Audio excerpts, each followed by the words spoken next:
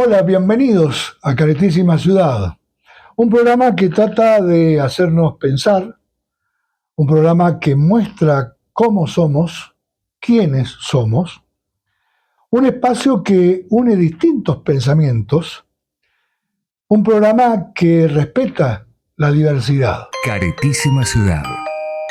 Hoy, como cada miércoles por medio, vamos a hablar de educación. Y para eso invitamos, como siempre, a nuestra columnista, Cristina Bispo. Bienvenida a Caretísima Ciudad. Bueno, es un gusto estar acá. Otro encuentro con la educación, que es un tema bastante complicado y álgido en estos tiempos, sobre todo. Sí. Hoy vamos a seguir hablando del arte en la educación, pero para comenzar, ¿podríamos decir que existe un conocimiento artístico?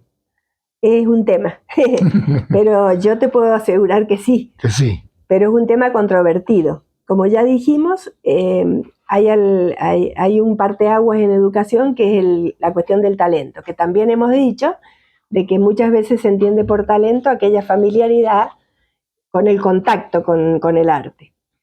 Nosotros no negamos que pueda existir un talento especial, es decir, existen muchas inteligencias. Después de Gardner, que lo tenemos acá, digamos, que este librito lo recomiendo para todos los que educan. Mostrémoslo. Este librito. Gardner, Educación Artística y Desarrollo Humano. Esta es la tapa. ¿Por qué lo recomendás?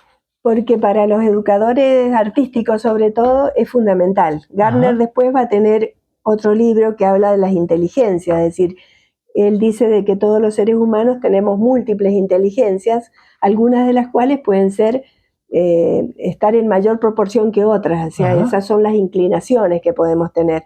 Viste que algunos chicos, o sea, cuando vos das clase te das cuenta que a algunos chicos les es más fácil la matemática, a otros les es más fácil la historia, a otros les es más fácil dibujar, algunos dibujan desde chiquititos y otros no. Y algunos no dibujan porque no tuvieron tampoco estímulos para hacerlo, pero ese es otro tema. Entonces, el parteaguas sería de que si nosotros consideramos que todos los seres humanos pueden hacer todas las cosas y pueden aprender todas las cosas, por eso está la educación obligatoria. Digamos, por eso nosotros avanzamos en la educación y desde el siglo XIX tenemos una educación básica que es obligatoria y que es libre. Esa educación libre y obligatoria la impuso por alguna ley Sarmiento. Sarmiento. ¿No es cierto? Y después, bueno, él empezó con eso. Antes ya habían habido algunos intentos, por ejemplo, Belgrano crea la primera escuela de dibujo contemporáneo a la primera junta. Entonces empiezan a haber algunas expresiones en nuestro país primarias, digamos, ya en el siglo XIX, con los albores de nuestra independencia.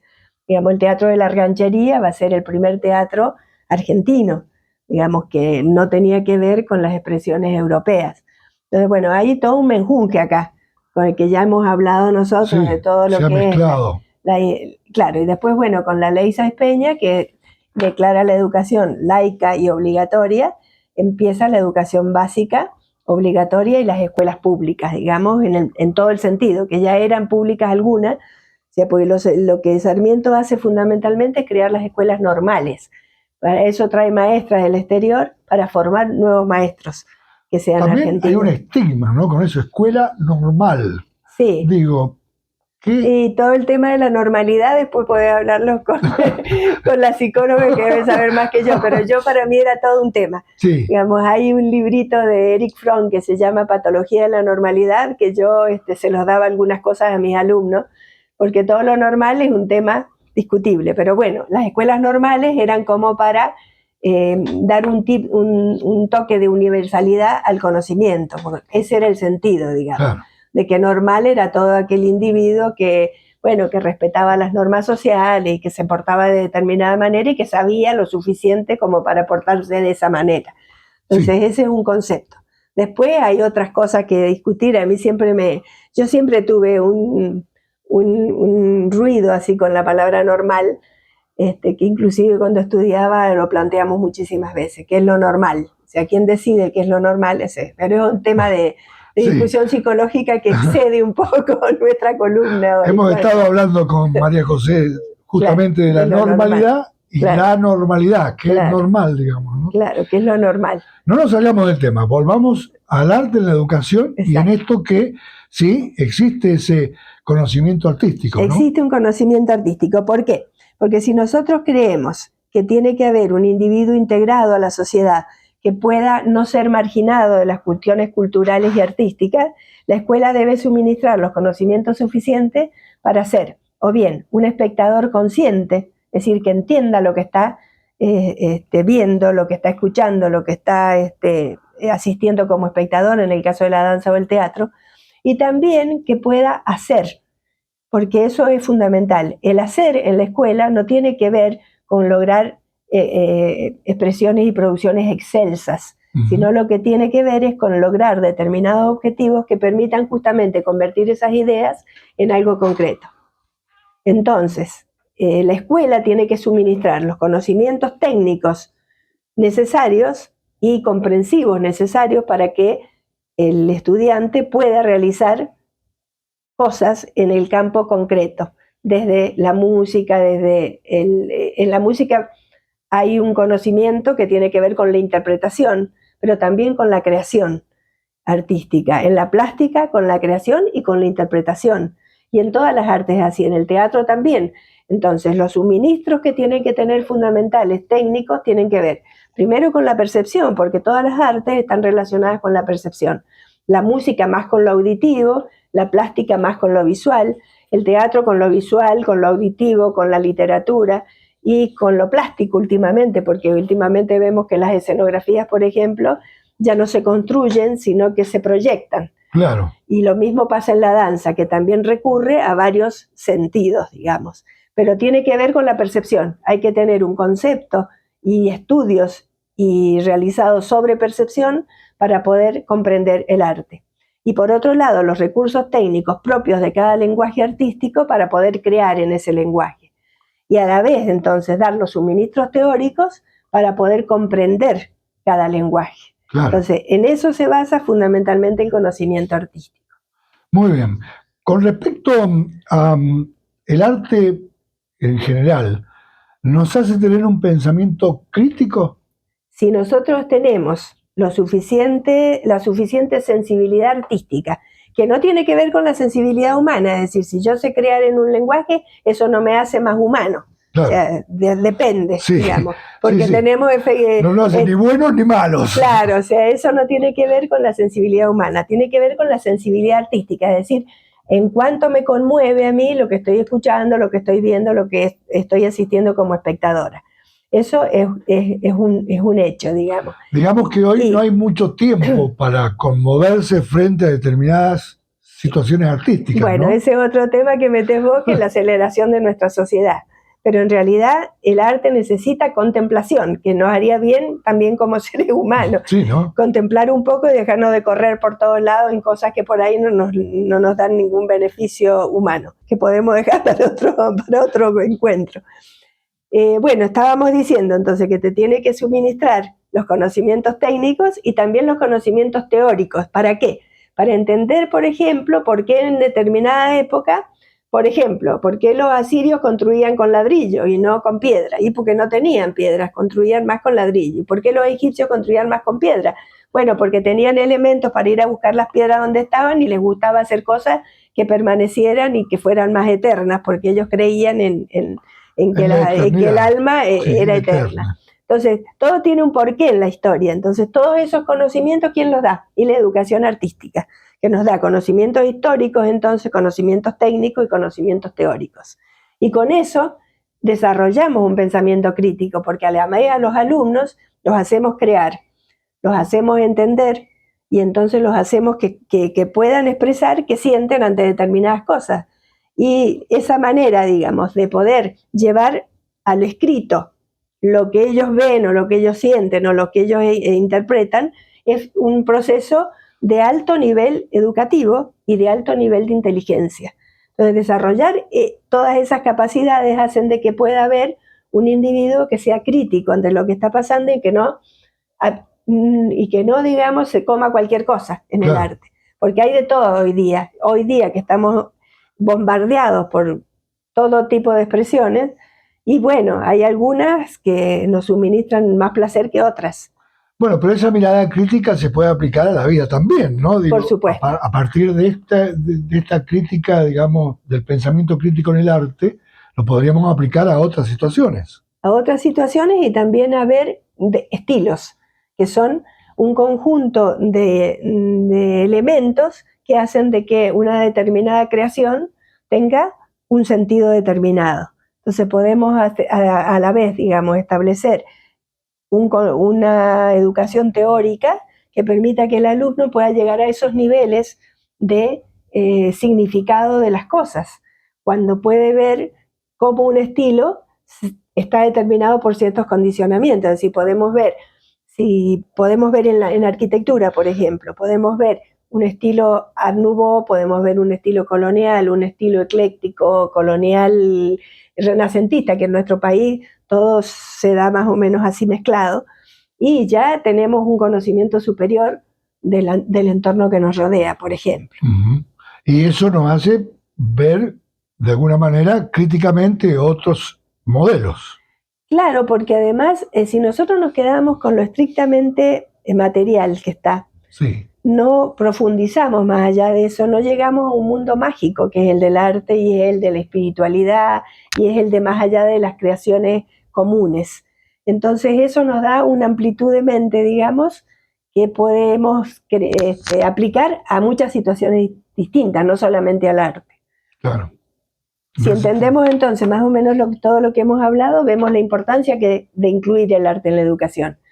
¿Por qué? Porque hacemos de que todos esos conocimientos que algunos niños ya tienen por su familia, que son estimulados por su familia y otros no, podemos hacer que todos lo tengan. Y entonces integramos a un individuo, a una sociedad y a una cultura desde otro punto de vista. No solamente integrarlos porque satisface sus necesidades básicas, que sería un anhelo básico, digamos, de todos nosotros. Claro. Como seres humanos, de que todos puedan tener la comida, la salud, el vestido y el techo necesario. Pero además pasamos ese primer nivel de necesidades a necesidades superiores. Y entonces podemos entender la cultura y no ser también marginados por la cultura. Claro. Porque si nosotros hoy vamos a un museo, vamos a ver que poca gente hay en el museo. Claro. ¿Por qué hay poca gente? Y porque no tienen el acceso anterior, que es la educación, que permite que podamos entrar a un nivel distinto de apreciación de nuestra cultura. Cuando vos te referías a estas situaciones distintas en la sociedad, digamos que hoy la gente está más preocupada por sus necesidades primarias que por educarse, ¿no? Y así es como quizás estamos viendo hoy las cosas que pasan, que podemos ver a simple vista la agresividad en la comunicación, la falta de respeto en esa comunicación que tenemos y además con una falta de educación que venimos arrastrando de tiempos ya. Claro, ahí ya entramos en un panorama social que es muy complicado. Uh-huh. Sí, pero cuando estudiás pedagogía, vos sabés de que no le podés enseñar nada a un niño que tiene hambre, por ejemplo, o que tiene frío.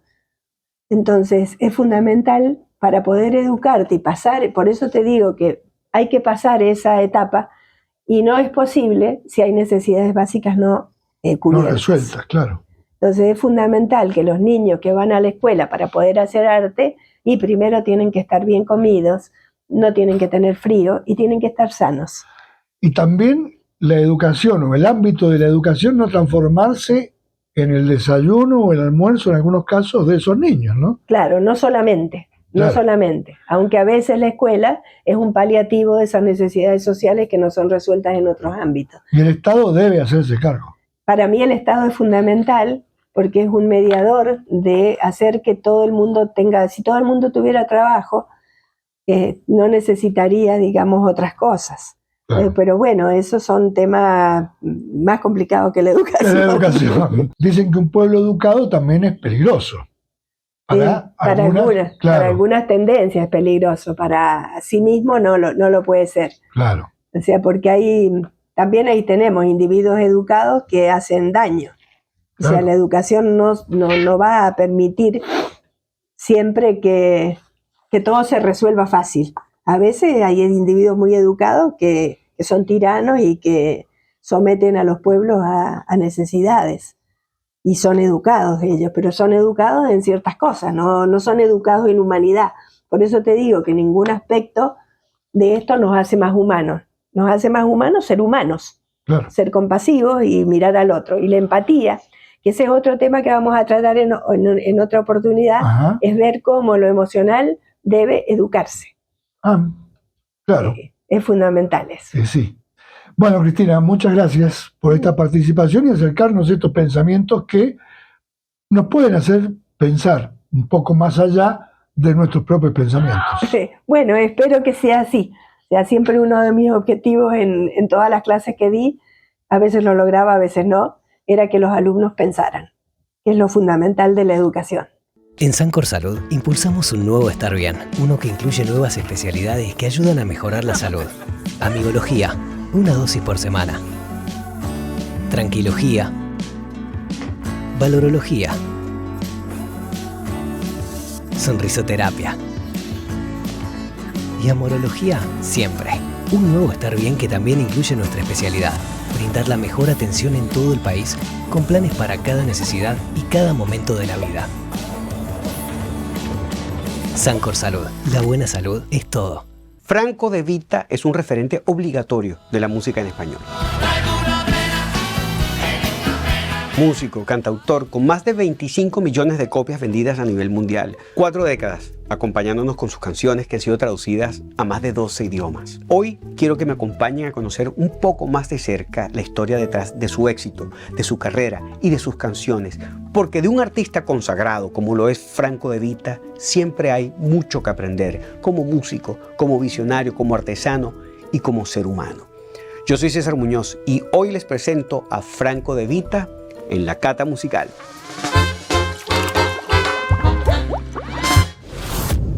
Existe un mito muy grande en cuanto a cómo es que un artista surge y se hace famoso.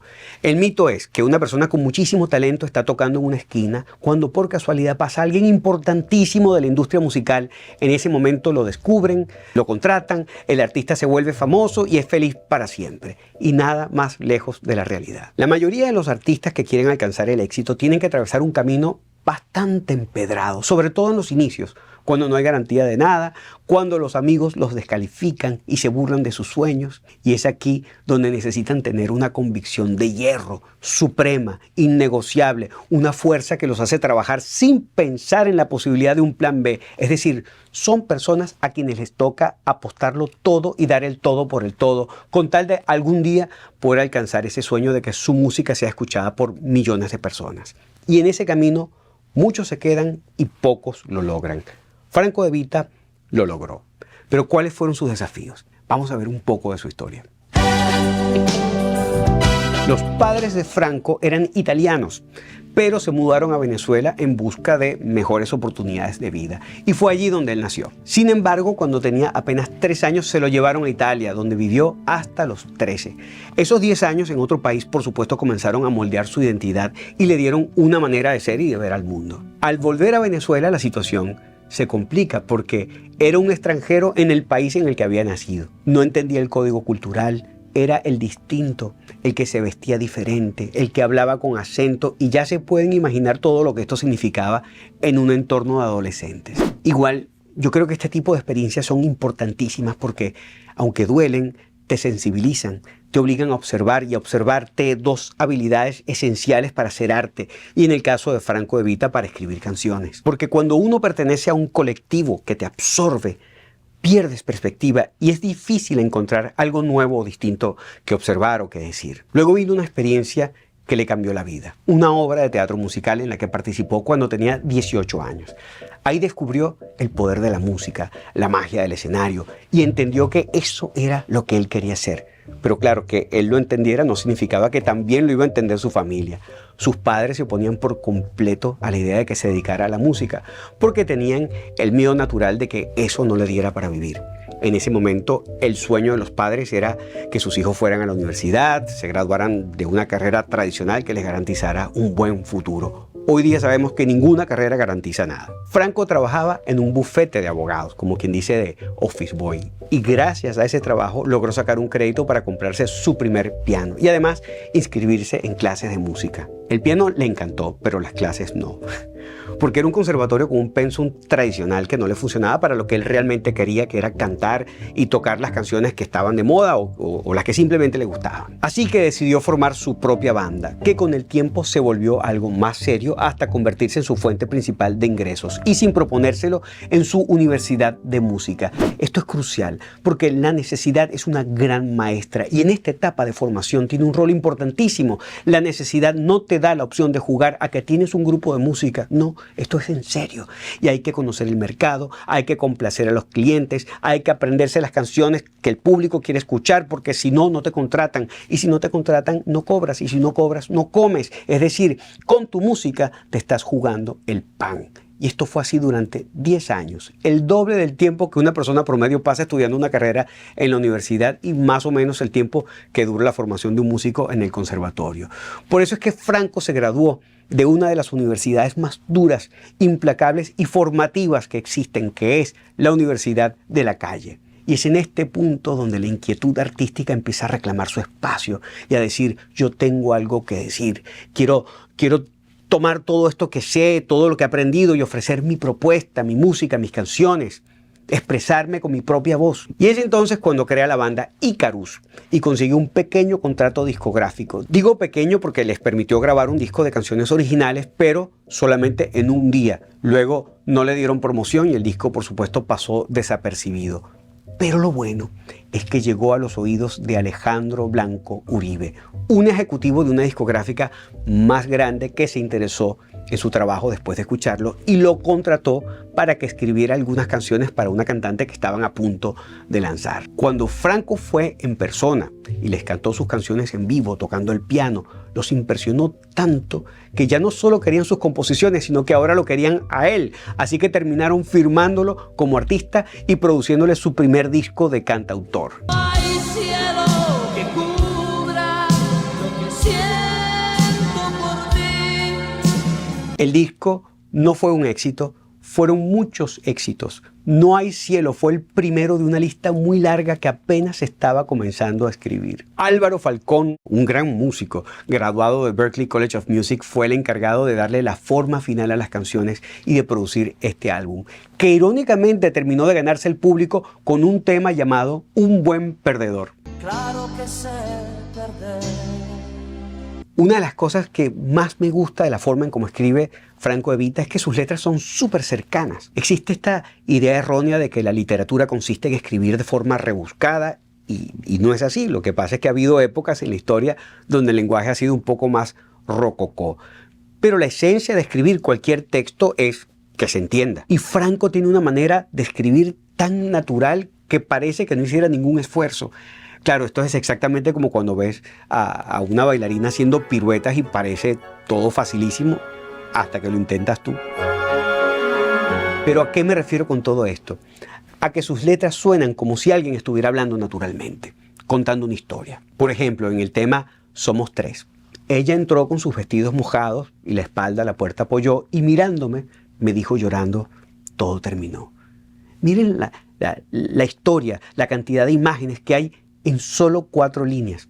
La mujer con el traje mojado, ya te pone a escuchar la lluvia afuera, la pose derrotada cuando se apoya en la puerta y la voz resignada que dice que todo terminó. Todo eso con palabras simples y directas, pero llenas de significado. Además, la letra es como un cuento de suspenso, con intriga, con misterio, casi como una novela de Agatha Christie, que te va revelando todo poco a poco hasta que de repente te enteras que la mujer está embarazada. Entonces hay poesía, hay imágenes, hay narrativa, pero todo empaquetado en una gran sencillez, donde uno ve y siente todo esto sin hacer el menor esfuerzo. Esto es arte. Este es el arte de escribir canciones. Ahora, con el éxito también viene un gran compromiso. Después que un primer disco pega, la siguiente jugada es muy delicada. Porque, por un lado, la gente y sobre todo la disquera esperan que sigas haciendo lo mismo. ¿Por qué? Porque ya funcionó. Así que, en teoría, de Franco se espera un segundo trabajo lleno de baladas románticas. Pero al artista le pasan dos cosas. Primero, que un verdadero artista vive del cambio, de la transformación, porque eso es parte obligatoria de la evolución. Y segundo, desde un punto de vista más estratégico, que hacer siempre lo mismo no te permite durar para siempre. Porque te vuelves predecible, dejas de sorprender, y cuando eso pasa el público se cansa y deja de escucharte. Así que la clave está en encontrar el equilibrio, ser lo suficientemente predecible para que la gente te reconozca, pero lo suficientemente sorpresivo para seguir atrapándolos. Y así, en su segundo disco seguimos teniendo baladas como Aquí estás otra vez. Aquí estás otra vez. Pero si prestan atención ya el ritmo cambia, tiene lo que se llama un shuffle.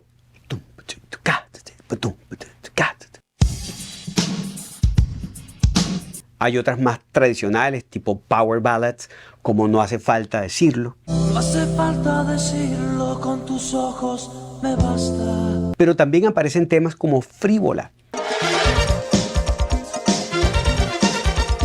que incorpora sonidos del momento y recuerda un poco a Miami Sound Machine con el tema Rhythm is Gonna Get You. O incluso All Night Long. Pero sin dejar de sonar a Franco De Vita. Y el tema que le da nombre al álbum tampoco es otra balada. Fue un experimento llamado Fantasía. Ya en su tercer disco le toca luchar por temas como Luis, donde narra la historia de un taxista que sueña con ser un gran cantante. Fue una canción que tuvo que pelear, porque desde el lado del negocio preferían, por supuesto, la apuesta segura, pero él no, él insistió en que Luis fuera el sencillo y el público lo agradeció, porque Luis somos todos, trabajando en el día con un sueño oculto en el corazón. Su nombre artístico es Luis. Y así siguieron las apuestas, como con el tema No Basta. No basta, porque cuando Franco estaba en la cola para entrar al cine y de pronto se le viene la letra de la primera parte de la canción pensando en la paternidad y en la responsabilidad que significa tener un hijo. Y entonces escuchó, no basta traerlos al mundo porque es obligatorio, porque son la base del matrimonio o porque te equivocaste en la cuenta. Y con eso, por supuesto, se olvidó de ir al cine y se fue corriendo de vuelta a trabajar para darle forma a esta canción. no basta, que de afecto tú le has dado bien poco. Y aún en este punto de su carrera, con un éxito ya internacional, no existían garantías. Vinieron dos álbumes que pasaron bastante desapercibidos, entre ellos uno muy interesante, porque hasta ese momento estábamos acostumbrados a un cantautor pianocentrista, es decir, a canciones creadas y pensadas a partir del piano. Pero en el álbum Fuera de este mundo la guitarra cobra protagonismo. Los temas fueron escritos con la guitarra, dándole un giro distinto a su sonido. De este disco vale la pena rescatar el tema Cada Domingo, una canción muy profunda y emotiva que habla de la separación forzosa entre un padre y su hijo con la promesa de regresar para estar juntos todos los domingos. Ay, yo regresaré, yo te lo prometo, como cada domingo yo te lo prometo. ¿Y qué mantiene a un cantautor artísticamente vivo cuando por la razón que sea el público no está cantando sus nuevas canciones? ¿Cuál es el motor? ¿De dónde salen las ganas para seguir trabajando? De un amor profundo y genuino por crear, por escribir, por componer. Ese debe ser el motivo más puro y verdadero por el que alguien ejerce este arte. De lo contrario estaríamos hablando de otra cosa, de otro tipo de carrera. Y esa fuerza es la que te da la perseverancia. Y de la perseverancia vienen las recompensas. Así En una nueva aventura, esta vez con ritmos latinos, aparecen Si tú te vas. Y Traigo una pena. Traigo una pena es un tema que tiene esa cualidad caribeña de confesar el dolor, pero con una gran alegría.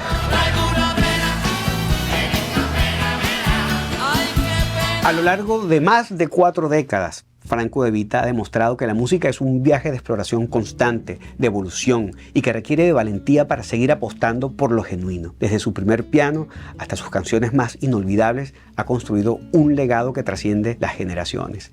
Su historia es la prueba de que el arte no solo requiere talento, sino también determinación, perseverancia y la capacidad de reinventarse sin perder la esencia. Y quizás ahí radica la verdadera magia de su obra, en la honestidad con la que ha sabido convertir su vida en canciones que siguen acompañando y alegrándole la vida a todos los que lo escuchamos. Por eso no podemos sino desear que su música nunca deje de sonar. Yo soy César Muñoz y esto fue La Cata Musical.